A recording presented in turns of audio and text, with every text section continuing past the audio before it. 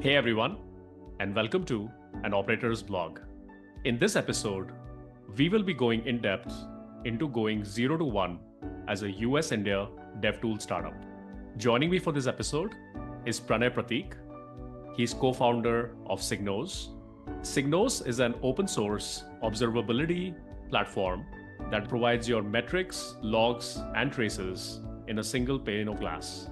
Before this, Pranay has been a developer, he has held product roles at Microsoft, and he is a big champion of open source. And by the way, also a runner. So good to have you, Pranay, for this episode. Hey, thanks, Soumitra, for having me. Great to be here. Cool. Let's get right down to it. So Pranay, talk us through your backstory of starting SigNoz, right? How did you arrive at the problem statement? How did the team come together? What were those really early days like? Yeah, so we sort of got to this domain of observability. So to the beginners who sort of don't understand this domain, I'll just give you a quick overview so that they have context when I talk about it. So observability is a domain where you monitor applications and services which you run on cloud, right? For example, if you're Myntra, you are running something in your servers, and then you want to understand how is it performing. Say, if you open a page, is it loading fast, slow? Uh, how does it, and if it's slow, how can you sort of increase the speed, right? So as a product, we help people understand that, hey, what if something is wrong? How wide is wrong? How can you fix this? So that's like the broad domain of observability. We got introduced to this domain. So I didn't know about the domain till 4 years back. So as the word observability, I didn't know about it. I got to know about this problem when I was doing like I was reading product at a startup in India, and that's where we saw this problem that, hey, so we're a mobile app company. Like our product was a mobile app, and whenever something used to break, we would start getting calls from customer care that, hey boss, this is breaking, and like say customers are making payments and they're not getting activated and things like that, and can you look into it, right? And when this problem happens, it's a very hair in fire problem that, hey, like something is breaking, customer care is on my head. And because we didn't have tools, good observability tools like SigNoz, I would basically have to get like 8 of my top engineers in a room and try to ask that, hey, like what's going wrong? You would look into this part, you look into this path, you look into this path, and try to come up with a solution, right? And this is not easy, especially when things are under fire and customers are giving you bad ratings in Google.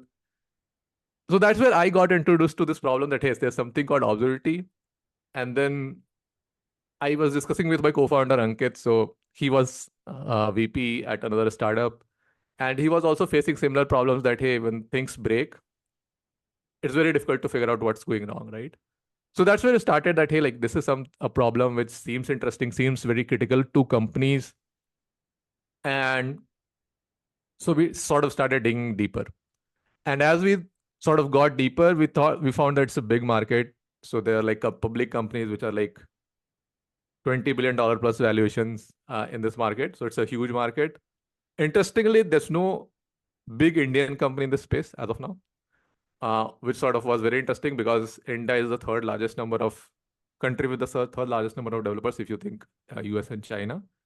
And sort of that's where it clicked our interest that, hey, it's like such a big domain, and seems like a product which developers would need. It's essential for the product. It's not uh, like good to have. It's like must have, right? So can we do something around it? So that's where we started. We started digging deeper into it, and then we found that, hey, like there are good proprietary solutions which are there in this space, like Datadog, Neuralink, and there are open source solutions, but they're not as great as what Datadog and Neuralink do, right? And as developer ourselves, we always thought that, hey, can we, like our first instinct to start with open source tools, right? Because you have a community around it, you can ask questions, learn more about it, play with the code. So we thought that, hey, like can we build something which is as great as the proprietary tools, but is open source, so that like sort of everybody can adopt it and play with it. And then in the initial days, one of the big things that kind of I see, at least as a US India kind of venture investor, is that DevTools is always very crowded, right? You pick up any use case. There are always, tons of tools out there. What was that gap, right? Very sharply that you saw, or maybe you kind of saw an overall opportunity, but you eventually arrived at. And then kind of following on to that, did you always know that, hey, the US is going to be your market? Or did you say that, look, let's start with India, or kind of let's just put it out there in the open source community, let's see where it is sticking? Yeah, so I think, and I'll go slightly deeper into the product to Yeah, explain like yeah, what was the gap in the market we saw. yeah, So as I mentioned, right, there were existing products in open source, and yeah, then there are proprietary solutions which were considered like best of the breed. So in observability, there are like multiple signals through which you can monitor applications. So it is metrics, traces, and logs, just to like name the three. And one gap which we saw was that these proprietary solutions, what they do well is that they combine these three signals in a single application and correlate across them. So you can go from say, hey, like my logs are showing these errors. Can I show which are the machines where these logs are coming from, which are the services these logs are coming from, and then be able to solve this problem much faster, right? While the open source tools, which like the prominent tool was Grafana at that point, they had taken the approach that this will be different signals will have different applications. So you'll have something for logs, you'll have something for metrics, you'll have something for traces, and the way to link across them was not as easy. So that was sort of the first thing which we found, that hey, there's no good tool in open source which links ties this together. And if you think about it, linking is critical because it helps you solve issues faster. Like at the end of the day, like these tools solve two type of problems. Helps you prevent such problems, like helps you prevent some outages or some uh, app, etc., not working properly. Or second is, if things are not working well, how can you fix it fast? Right. And when you can't correlate, you can't really get to the like nitty-gritties of the issue, that why is something happening very quickly, right? So that's where the like sort of the gap we found in the market. And we initially tested it with some Indian customers. So to sort of get to the second part of the question, we didn't know that it will be focused on US. We are just trying to understand that here, is it like a gap which is big enough? And like, are people facing this problem, right? And if you think about it, developers in India are like quite mature, like quite advanced now, almost as close as US. Maybe US is slightly advanced, but yeah, India like follows US quite closely. yeah. Like we are sort of a lot of founders moving from each other, developers going from year to year, right? So we didn't know at first that hey, like it's a US based product, but we knew that hey, like if developers want it, developers are type of persona where if one set of developers have a problem, every developers have a problem. It's not very geo specific because developers collaborate very fast. Everybody's on Slack with each other, their GitHub community, etc. So developer world, the good products get spread very quickly. Developers will tell each other, and that's where we try to focus that hey, like, is there a gap in the market? Are developers finding it useful? And US was sort of not like the first thing which came to our mind. No, that's super interesting, and I think one of the key discussion points that I have with a lot of like very early day zero dev tool founders, right, is okay, you're starting up in India. Now, of course, eventually you know that the most kind of monetizable market is the US. I mean, that's kind of the holy grail, right? But what are those steps? And in DevTools, it's a great point, right? Uh, and unlike enterprise customers, the classic India B2B versus US B2B story, in India, you actually have a fair amount of volume as well for developers. I mean, it's a massive user base that you can get into, at least get the initial versions out. Yeah, definitely. I think like if you think about it, India has like one of the top developers. Like if you think like just if you want to stack rank, US has one of the best developers. Like we work with developers across the world, right? So we Yeah. sort of have a good sense of like where China developers are good, though like we don't interact with them because of the language issues. Israel developers are good. And then I would say third or fourth would be Indian developers. Yeah, no, this is interesting because the classic advice that's given in any kind of SaaS or enterprise software company that is kind of starting from India and trying to go to the US is you need to be in the US on day zero. which I think overall kind of applies to most contexts. In dev tools, I think you could still, there is a shot in terms of at least getting your first, MVP, MUP, whatever you call it, like the early versions of the product out, get it tested, get some traction, so that you actually, when you come here, you can actually kind of utilize, whatever time you have in the US. Yeah, I would still say US is, as you said, like has the most monetizable market Yeah, because just from a like PPP perspective, right? yeah, India is still at like $8,000 PPP, while yeah, US is 70 to $80,000. yeah, So people are much more willing to pay for things which saves time. yeah, Um, but it would be very unlike like the first thing which you need to think about, especially in a developer product, is like are developers willing to invest their time using your product, right? Mhm. That's sort of the first indicator because developers don't invest time if they find it useful. Like they are very cut and dry. And we have been developers ourselves. We like sort of a sense that hey, like, does it sound like a tool which I will use or which I'll not use, right? So a very good indicator for DevTools product is like, hey, like, are developers spending time using your product? And that is sort of an early indicator that what is the value you're creating, and then that's like a question like how much you can capture, right? So to capture value, you first need to create value, right? And the first sort of indication that you are able to create value is that are developers spending time here? Because one, developer's time is costly. Uh, like even in India, salaries are like quite high now. So developers' times are costly. Companies will pay for saving developers' time. So I think a very easy way to understand, especially, and this all applies just for like primarily for developer products, is that hey, yeah. like are developers using your product? And if they are using your product, they will give you feedback. It's like they are very vocal. Either they will share it in Reddit or LinkedIn. Maybe too much feedback. Maybe too much. Yes, maybe too much. Because because if you think about it, developers know how these products are built. Like they Yeah, are not like end consumers, right? So correct, they can figure out that, hey, like, why are you not doing it like this? It may be better. And okay, yeah, that's fair. Like they correct. have much more context on giving you feedback. Correct. No, I think this is a great insight for all kind of US India DevTool founders out there. I think going in for how much time your developers are spending. I think retention in general and the intensity of usage are, I think, first very good kind of leading signals in terms of are you sitting and are you on some kind of intense enough problem statement pain point, right? And are you kind of doing Yeah. even a half decent enough job? Great, cool. Going back to your first 12 months journey, and I know that you have got amazing traction in the US. Even though I mean most of the team is based in India, and kind of you have been kind of shuttling between geos. How did you acquire your first design partners? Because that is a major challenge, right? And especially if you have limited networks in the US, right? And even like limited probably communities, limited brand recall, right? How do you get that word out? How do you even get some people to try out in the US? Yeah, so I think uh, two things worked for us in that regard. One, we were expected to YC, fortunately.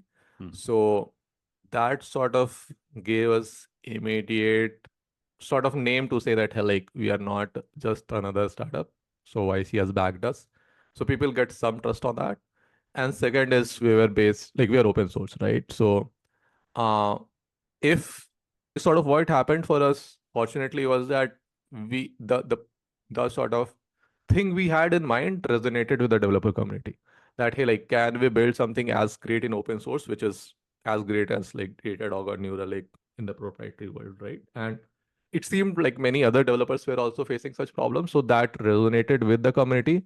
And people start when we were part of YC, we did our so in YC you can like show in HN. So HN is like Hacker News is a community where you can showcase your product.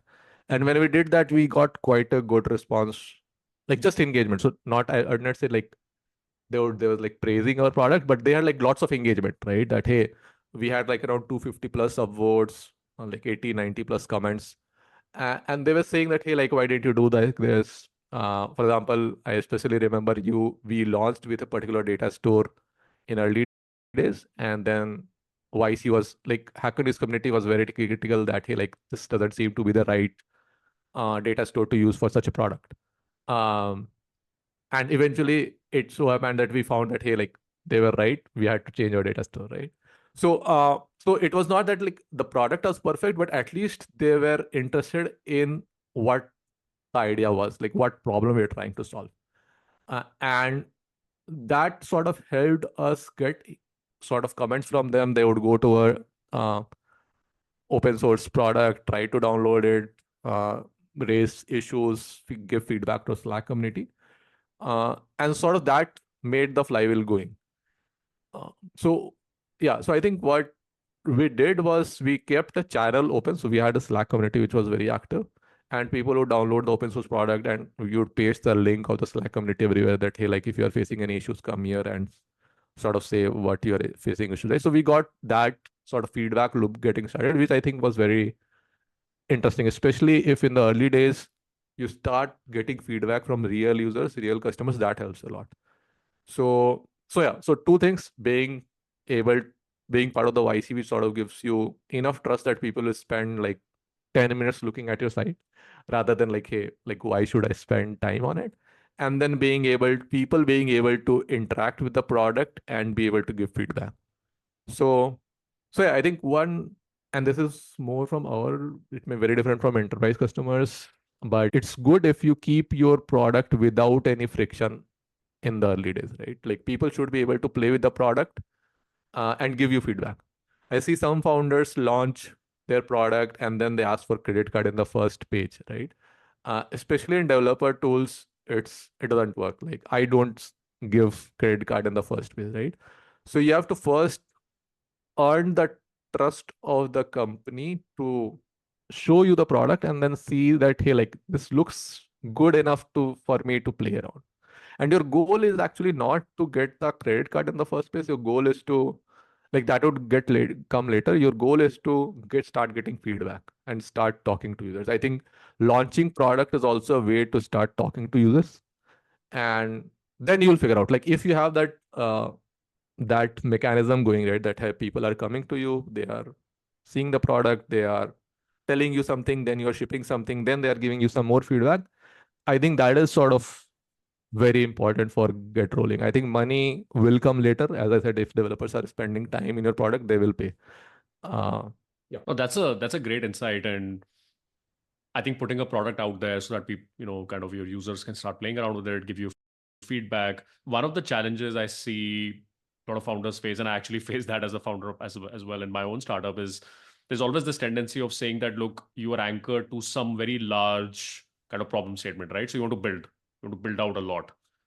And so there's always this thing of, okay, what do I put out there and give it to Yeah. people for free to play around with? It has to provide enough value. Otherwise, people are like, yeah, whatever. I mean, this is kind of whatever plus on something which I already use. It's not good enough. So there is that challenge, which is from a pure user perspective, that what is that one thing? What is that first demonstration of value, that show of value that I show to someone that that person will actually even, kind of give me some feedback, right? So what was that experience of scoping it out, right? Those early versions. Yeah, I think that's a very interesting point. And I think we also had similar hesitation. So we got into IC in like November 2020. And we had Michael Seiwell as our partner, like, right?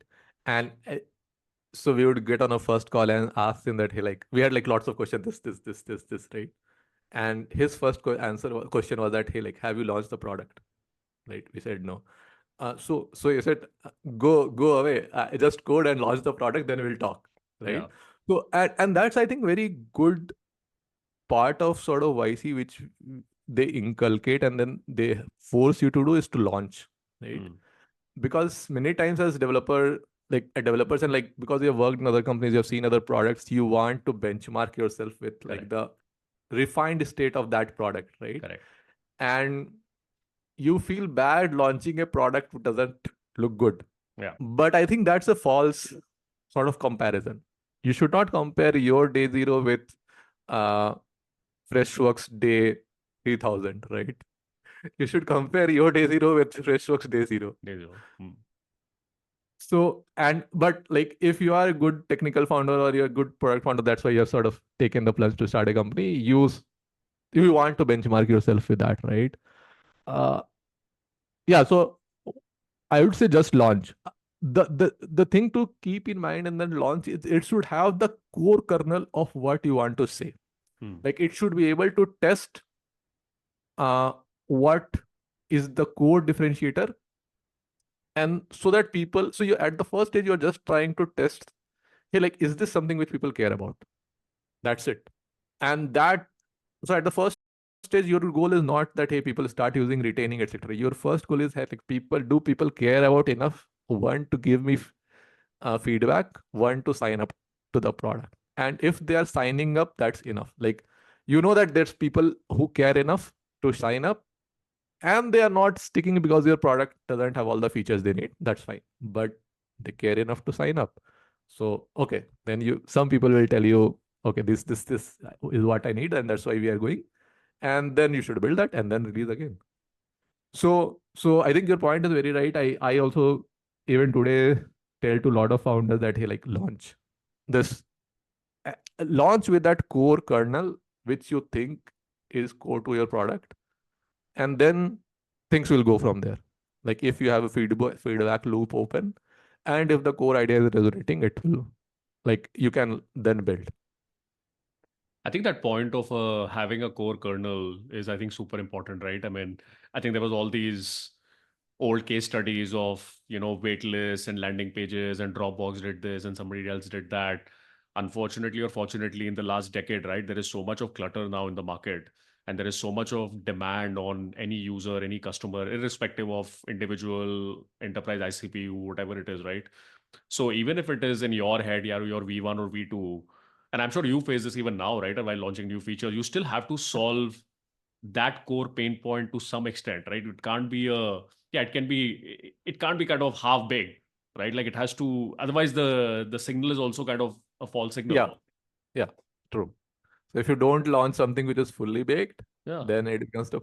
So it's even true even when we launch new sort of features or new modules today, right? So the idea is always, so we always, whenever we are doing any new type of feature, we first talk about it and see if like people are interested, Yeah. and then release it with just the initial thing which can prove that, hey, like, are people interested enough to uh, build it, like spend time with it, right? I even give you feedback. So one thing which I always tell to my team is that if somebody is giving you feedback, even if it's bad feedback, that's gold, right? Because one, they are telling you that they are spending time on your product, they care enough about it that they are giving you feedback. So you should just respect them, treat them with like all the best possible way, and take as much as feedback. So ask more, that hey, like, okay, you like, why did you didn't like this? And what I found is like the even the end customers or like end users like this, because they see that you are caring, and you get lots of golden insights which you'll not get by reading, because at the end customers are the owner of the problem statements. Whatever things we have running in our mind, we don't know the problems, we own the solution space, right? So customers own the problem space and they know it very deeply, because they're spending time on it. They have some problem in their life that they're not able to do well, because of which they are trying your product and giving you feedback. So how can we make their life easier? I think that's sort of the core. So if somebody is giving you feedback, right, that means he's caring enough to give you feedback, because it also takes effort. As I said, for developers, time is everything. So if somebody is caring to give you bad feedback, like even if they're saying bad, that's good in a way. That's a great insight. So customers just caring to give any feedback, good or bad, Yeah, that yeah, itself is a major signal. yeah. So that's telling you that they care enough to talk to you, right? Talk to you. Like Yeah. think about it. If you are going somewhere, right, and if you don't like something, you just ignore it and go away. Yeah. If you are spending time to give feedback, that means you are caring about it. Yeah. And you have to understand what that care is, solve that problem, that will generate value, and then capture it. Correct. Correct. That's great. Actually, coming back to your hacker news point, and I think that whole thing of finding your early users, your early design partners, first 12 months. So another issue that I frequently see is that, okay, you got that hacker news, you got some tweet out, like Devon got that viral video, you got a massive level of engagement, you had, I don't know, few hundreds of people to maybe even like tens of thousands of people in the best case coming in. But then as a company, you need to engage them and you need to continuously engage them, or you need to have more people coming in on a regular basis, right? So how does that ongoing kind of finding, engaging early adopters work, right? And especially in dev tools where it's a long tail, right? It's actually like individuals in a lot of these cases, right? These are not like big companies. Yeah, so in our case specifically, the thing which worked was launching it on Reddit, and also there was a community called dev.to, which I'm not sure how popular it is as of now. So there's a community called dev.to where you can post things, and then it is mostly individual developers where you interact. So we would uh, create new features, do our posts on Reddit. Like in Reddit, there are like different subreddits, right? So you have to figure out which are the subreddits which work best for you. If you are building something very language specific, then you go to those subreddits. There are Slack communities which are very developer focused and which are um, has people which are very engaged, right? And so you have to find these small communities and then keep on sort of telling about what you're building there. So for us, we did primarily Reddit and dev.to at that time. And we would like every 15 days or 20 days, we would do some launch post. And that would give us some sort of new users who would engage with us or ask questions in a Slack community. And we would do that in a regular cadence of like every 15, 20 days, we'll do some sort of launch. Like we build something, we hear something, and then we'll launch um, a new version of the product, right? The advantage we see, especially for early stage found companies, is that these communities are quite receptive if you are early. As in, that is sort of the underdog uh, factor, right? That people want to support the underdogs, they want to give you feedback, which is especially good in developers world because everybody sees themselves like somebody early stage founder as somebody they can be, right? So that is quite good. For example, today we have to be a lot more careful about promoting about our product in Reddit compared to when we are like 0 to 12 months, because now many people know about us and sometimes they think that it's promotional. uh, while if you're very early, then you can just post it every time because many people have not heard about you, right? So they will see, oh, this is a new product. Can we see that? So figure out these early communities and then launch. Like you can like based on the domain you are in, you can just find those, like keep a list of 10, 12 communities and then keep launching there. And if your idea is sort of resonating with the people there, then they would respond you back, right? So that's what for us what we did, at least in the early days, and that gave us enough sort of feedback and things to work on, that you would build something and then launch second version of the release. So in especially in our case in GitHub, you have this releases, right? So you'll v 0.1 0.2, so every release we'll do, we'll make some changes and then we'll post in Reddit that, hey, like we launched this, these are the new features. Some people will say, okay, good, we'll try it out, then we'll engage, and that sort of got the ball rolling for us. Some great memories, great stories from the 0 to 12 months. Now let's cut to today, right? I mean, SigNoz is already an early PMF. You guys are growing super fast. What's been the GTM journey like, right, over the last 3-4 odd years?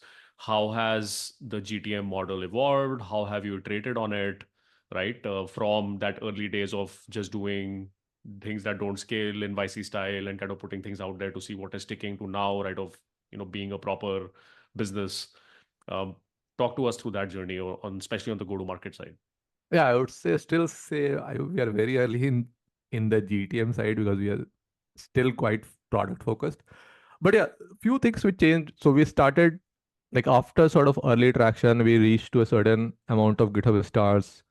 And the interesting thing is that as you sort of grow, so in our case, any open source project has a certain number of GitHub stars, and as that grows, people trust you more. So when you are, for example, 0 GitHub stars, it's very difficult for the people to trust you. But say you are at like 5,000 GitHub stars, people give, like the ratio between number of people who visit your report to people who try it is improves, right? So that sort of builds on its own. Then we started publishing more content. So in developer tools, at least in our domain, it's primarily that he like one of the key things is like how can you make the life of a user very easy to use it, right? To try your product. So and in at least in our case, there are like different places. For example, you can run SigNoz for different languages. You can run different from different clouds. You can run for AWS, GCP, Azure. So there are different ways in which you can run SigNoz.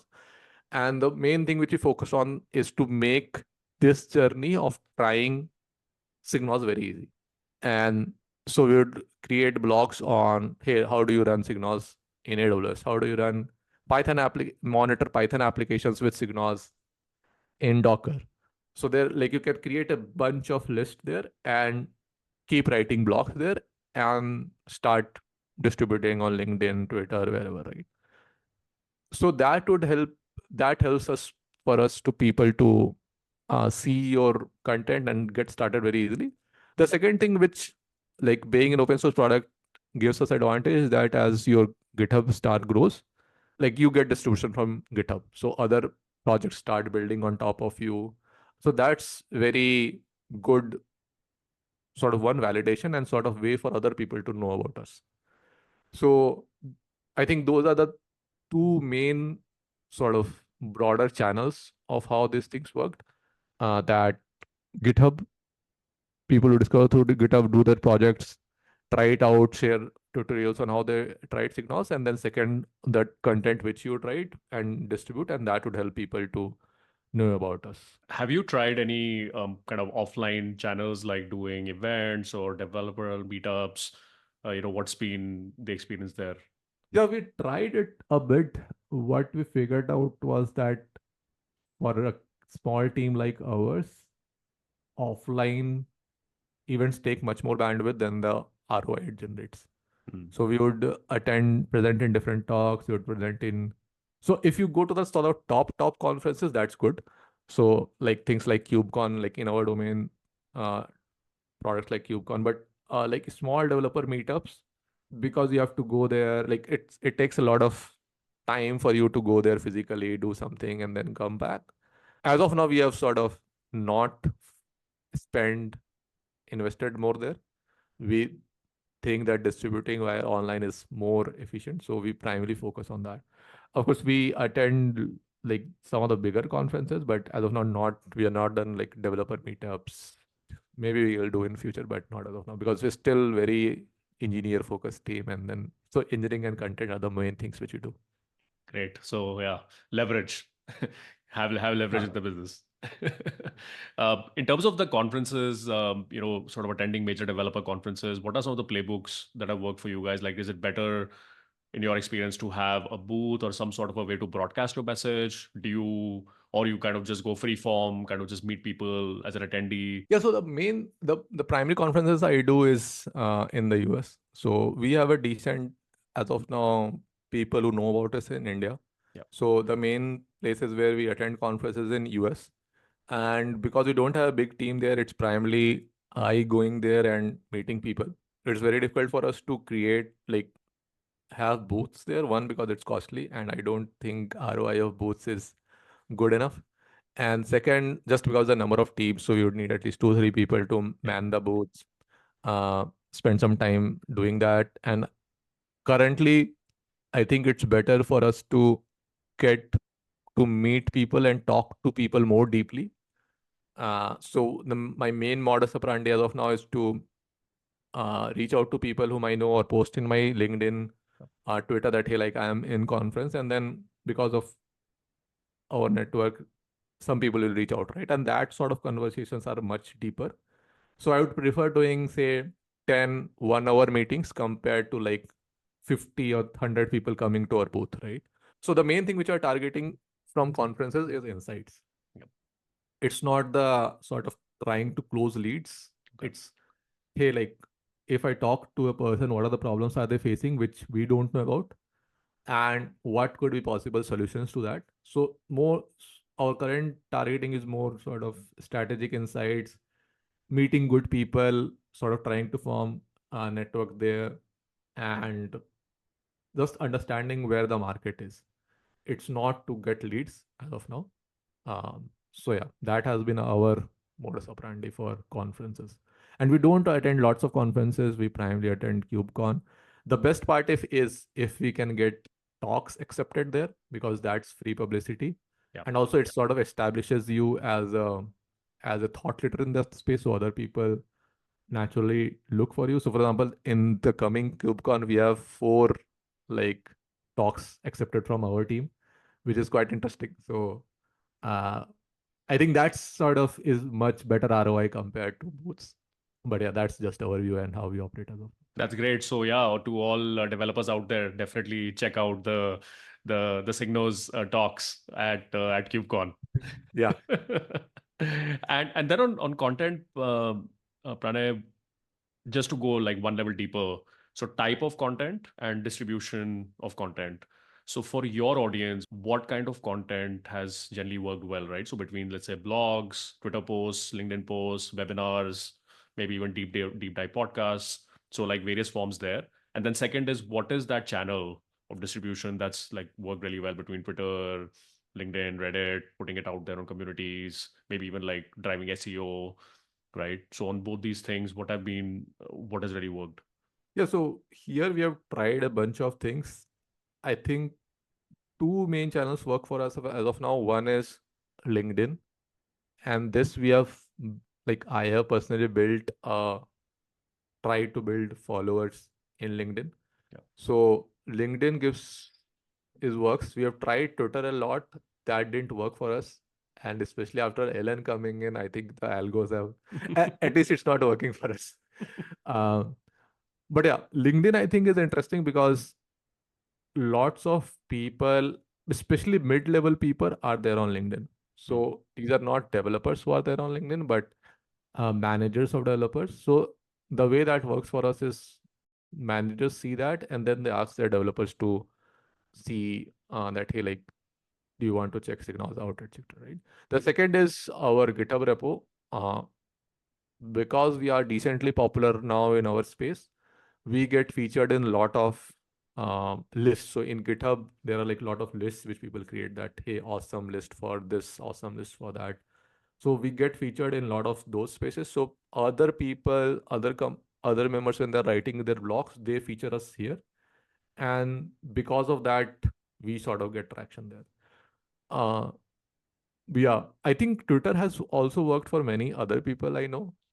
It's just that we have not been able to crack it. So maybe like for people who are starting up in dev tools, they should also look up into Twitter. And also, we do a lot of at least one community call of the open source community, and that helps us to get distribution. So what we do is we do the community call, so that helps us gives us an opportunity to talk about us, that hey, like, we are doing this community call, so join.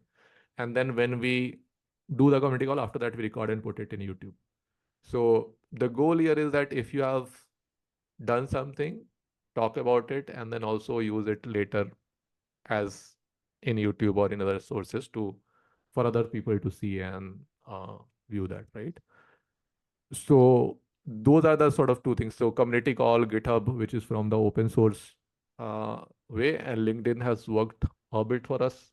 And then on LinkedIn, is it kind of native LinkedIn posts that work well, or is it more kind of, hey, let's do a long form blog, let's go deep into a topic, and then kind of redistribute that on LinkedIn?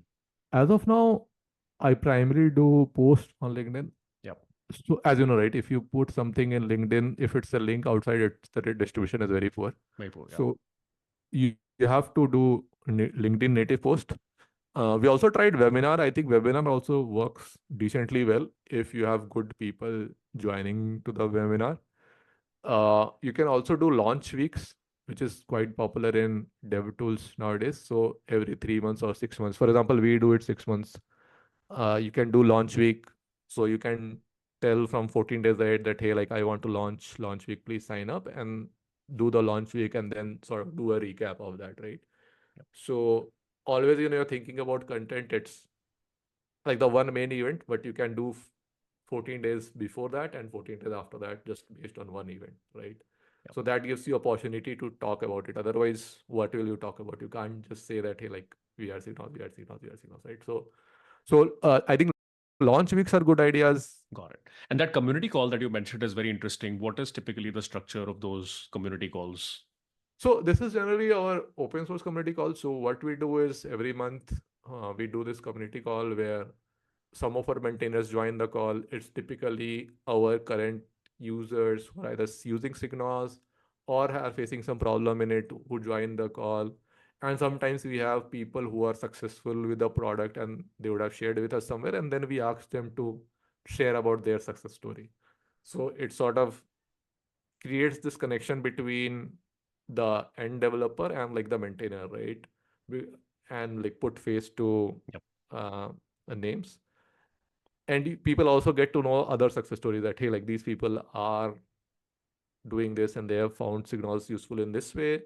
They can also connect with each other. So that is sort of the structure that hey, like you can ask questions to the maintainers of signals.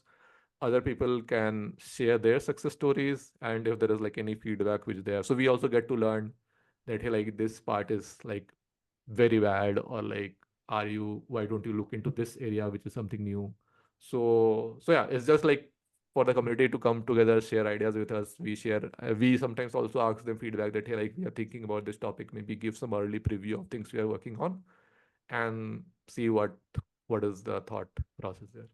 That's actually a very interesting one. I remember, I think one podcast I recorded on cybersecurity with Pucci of Levo.ai, and he mentioned community demos as working very well in the cybersecurity space for them. Yeah. So going to, I know you have followed a very interesting model of kind of shuttling between India and the US. I mean, you are kind of also full-time based in India and your team is there, but you obviously spend a lot of time here. Talk to us at a very tactical level about how do you plan these trips when you come here? What are your objectives and goals in most of these trips? How long are they? How do you prep for it to drive in a value? And while you are here, right, how does that cadence, operating cadence of kind of getting these inputs back to the team in India, like how does that work? So talk to us through how you execute these sprints. Yeah, so generally I do around 1 month stay in US, try to do it 3 to 4 times a year. Yep. Um, the main objective is one to get insights on what are the things which are working there. So primary connect with key operating people, like key people in that area, maybe. So not selling, but like just understanding what they are thinking, what they are trying to do. So meet say folks in Airbnb who are doing observability, try to understand what are the challenges they are facing. Because in our domain specifically, the teams which are in bigger companies are much more advanced than the products which are out there. And this may be different for different domains, but because in our domain, these teams have quite good quality of developers. For example, observability team in Airbnb, right? They have problems of scale which maybe we have not seen today, which our customers have not seen today, right? So what are the problems they are facing? So they sort of tell us what is coming in future, what are the problems we may face in future, and like is there some insights we can take from there and put in a product and sort of build make the product better, right? So that is one part. Second is just meeting like bigger customers and trying to close or like see, like it's generally not selling as of now. It's like just trying to understand, build that relationship, so that even like maybe 6 months down the line they can become customers or not, right? And then primarily we I try to schedule it around events.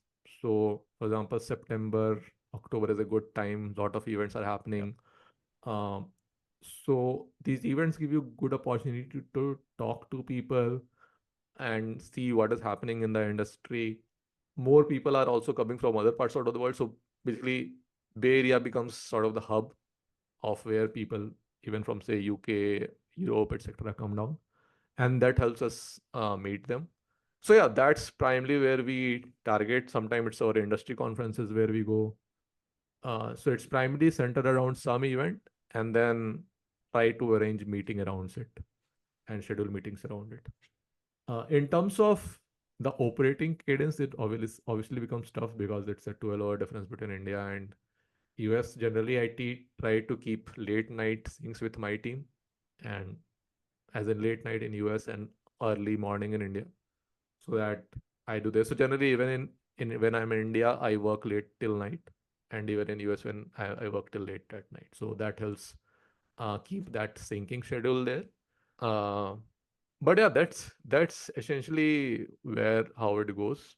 Our team is now sort of so we are completely remote team, so we don't everything happens on Slack. So in that way, we have this flexibility that hey, like even today, most of the communication is async. The only sort of touch points are the stand-ups which we have, and that works if you maintain the time. That works even then for US if you are in India, right? So in a way, that's the advantage of a completely remote team.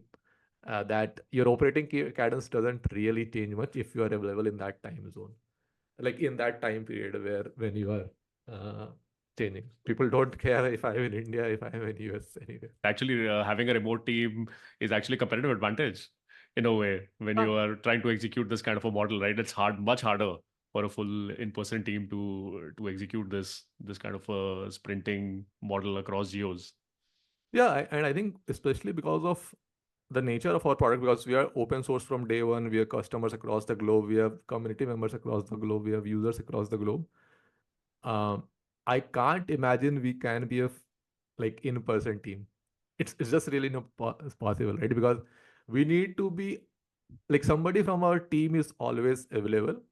So there are people in a team who wake up at 5 a.m. in the morning and then sleep at like 8 p.m., 9 p.m. There are people who like start their day at like 6 p.m. and end at like 5 a.m. And these are like just because they prefer this schedule, right? And I didn't choose for this, but it has so happened that we have people who are active in different time periods. And what we only need to for us to operate is we have this stand-ups where these people everybody attends, right? And then you can do whenever you want to do your work, right? And that gives helps us in terms of being available across 24/7. So we sort of cover across all geos. So it's like we don't that's the advantage of remote. You can't do this in office team, right? Because you need to present in office at 10 a.m. and leave at 5 p.m. Then spend 2 hours in traffic, and then you're tired to like not work further, right? So yeah, so in a way, COVID was helpful for us because we are day one remote, Yes. and we just sort of continued that. 2020 vintage. That's one Yeah. advantage of being from that vintage. I, Yes. actually, I think I'll do a separate pod with you at some point just on how to run a remote team as a startup. I mean, that has, I think, I'm sure, like hundreds of nuances that you have learned in Yeah, the I last don't think we years. have figured it out yet. I think it has obviously its disadvantages, right? That Yeah, you feel that lose that personal touch, like yeah, the energy level you need to sort of try to do that. yeah. As of today, I can't see SigNoz running as a in-person team, like an in-person office team, like where you attend, everybody attends at 10 a.m. and leaves at 5 p.m. Correct, correct, correct. Um, and then, so not having a full-time headcount in the US, right? And I mean, kind of you also shuttling, so there's kind of nobody really here. So let's say between these sprints, you meet, these amazing kind of users, customers. How do you keep the relationships going, right? Between these trips, do you have to do something in particular to kind of keep those touch points active, keep that relationship active? No, I think even now everybody is used to meeting on Zoom. Yeah, We are doing this call on Zoom, right? correct. And I don't. So even if I had been in US, Yeah, maybe we would have done the same way. It's just that correct, it would have been the same time for me and you, but correct, it would have been the same thing, right? Essentially. correct, correct. So I think COVID has done that very interesting thing, which has made the life of founders who are doing India, US very easy, Hmm. like much easier. Yeah, Because now you are essentially in the screen, and if you are able to maintain that hours, like I don't think people care. Like I don't care what zone time people are, right? Like you yeah, are anyways meeting on Zoom. correct, I think the advantage of being in US is just to periodically meet in person. So for example, we have met in person, right? And correct, like correct, there's some sort of camaraderie which will correct, correct, not be there with just Zoom. correct, But if you have met once, I think that sort of the initial hiccup goes down, and correct, then it's very easy to be connected in Zoom or over correct, email or over Slack, right? correct, correct. So I think that's the model which I try to follow. That hey, like at least try to meet people once, and then our experience is that it's much easier to maintain relations over Zoom. That's awesome. Uh, Coming to to YC, right? I think one of the questions I frequently get from a lot of founders who are just starting up is, hey, should I apply for YC or not, right? I mean, it is obviously, I mean, everyone knows the value of it, but it also comes with kind of a, big dilution at a very early stages, especially in the context of a US India founder, right? It's an India based founder who's looking at US as a market. What is the kind of persona or space or context in general where you feel that, hey, you should actually apply to YC? You'll actually derive a lot of value out of YC. Yeah, so I think for us, YC has been very helpful. Yeah. Maybe also because we are B2B SaaS dev tools with our primary market in the US. So it has been very helpful for us. I think generally it makes a lot of sense for B2B companies because generally you would have US as the main market because US is still the biggest economy in the world. And it helps, like YC brand is still quite recognizable in the US, right? So you have, like, if you tell somebody that you are from YC, at least they will hear your 2-minute pitch or whatever. Yeah. Right. So I think for B2B founders, it makes a lot of sense, especially if you are dev tools. I think it makes even more sense because YC has very high focus on technical people. So they sort of always recommend one person to be able to code. Yep. And just the quality of the community is very good, right? For example, in our case, if we have a technical question that, hey, like I want to do this, I post in the community, and like within a day or two, I have some of the best opinions in the world on how to do certain things, right? Uh, of course, because of our domain, we generally have very technical questions because of the nature of the business that, hey, like how do I improve the perf of this Yep. data store, or how do I improve the perf of this API call which I'm making, right? So it makes a lot of sense for DevTools company. But in general, I think the the good habits which YC inculcates in you is generally good, as like they are very simple startup advice and they ask you to follow it. And the very basic is like make something which people want, right? Uh, and the interesting thing about it is that it doesn't involve uh, big teams. It doesn't involve having investors. Correct. It doesn't involve like being in 5 markets. It just says that he like build something which somebody actually cares about, right?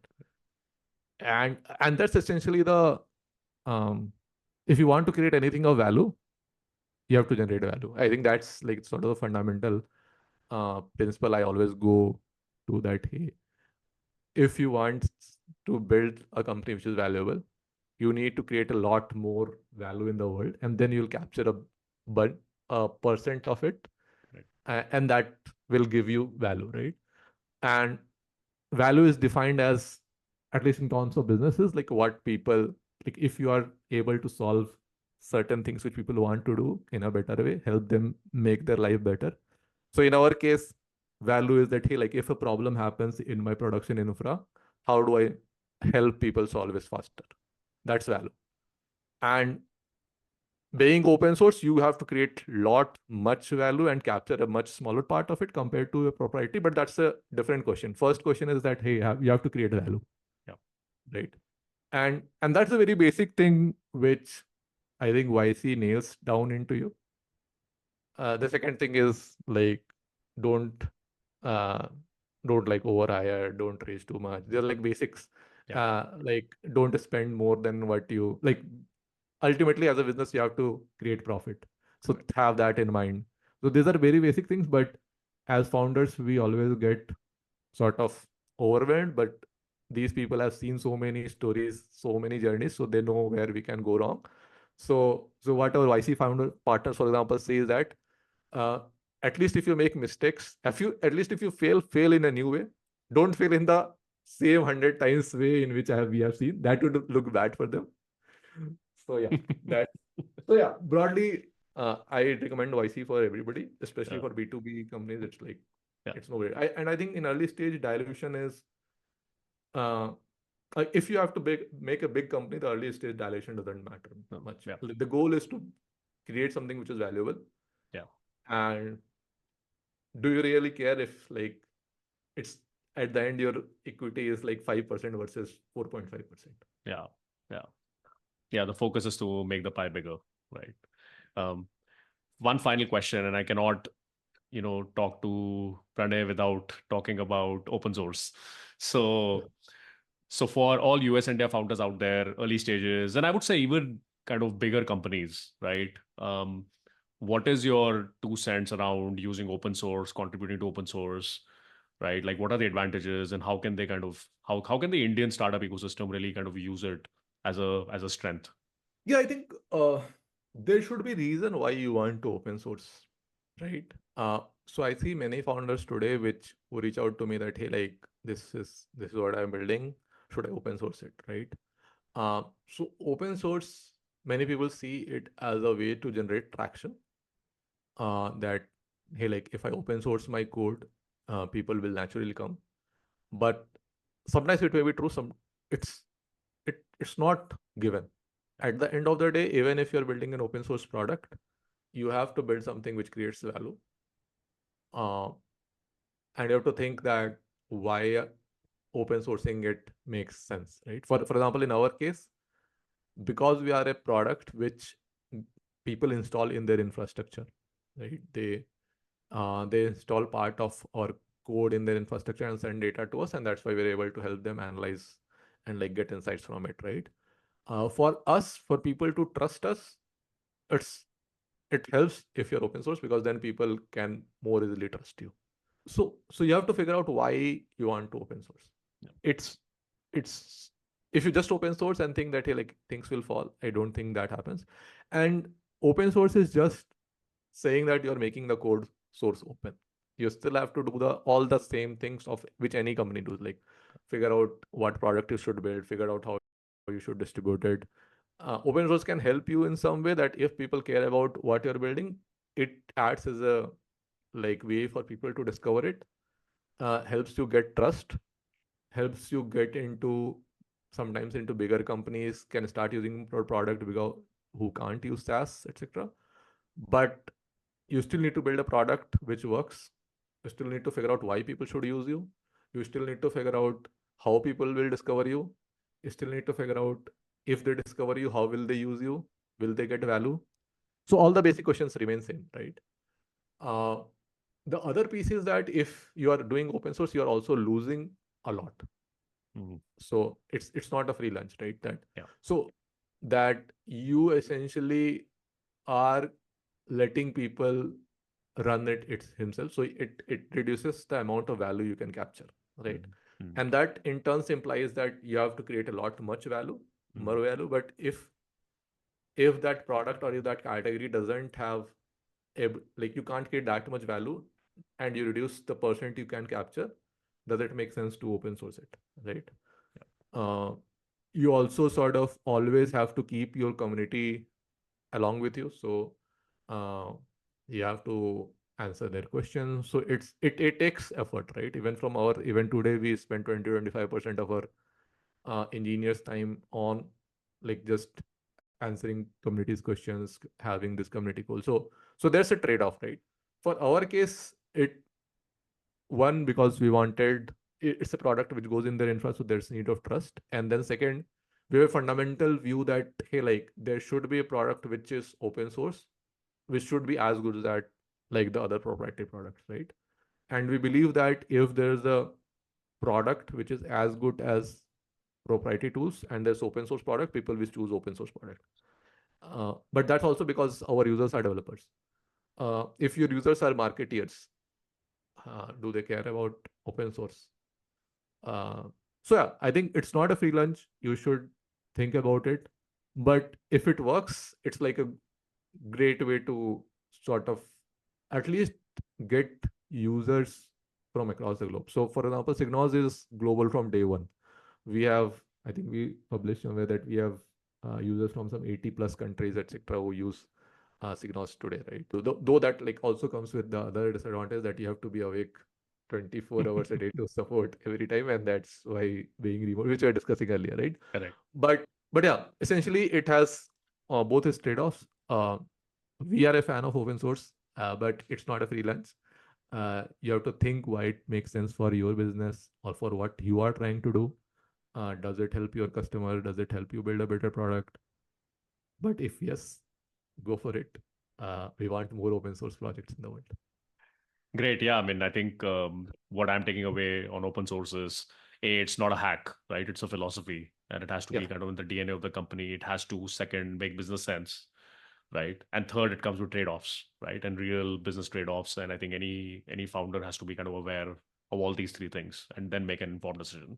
This has been a great conversation, Pranay. I think a lot of this is real gold. I think it's very, very actionable, very, very practical tips and insights, playbooks. I think you've really opened the kimono. So thank you so much for joining us and really sharing all parts of your journey so far. And I'm actually very, very excited for where SigNoz goes from here.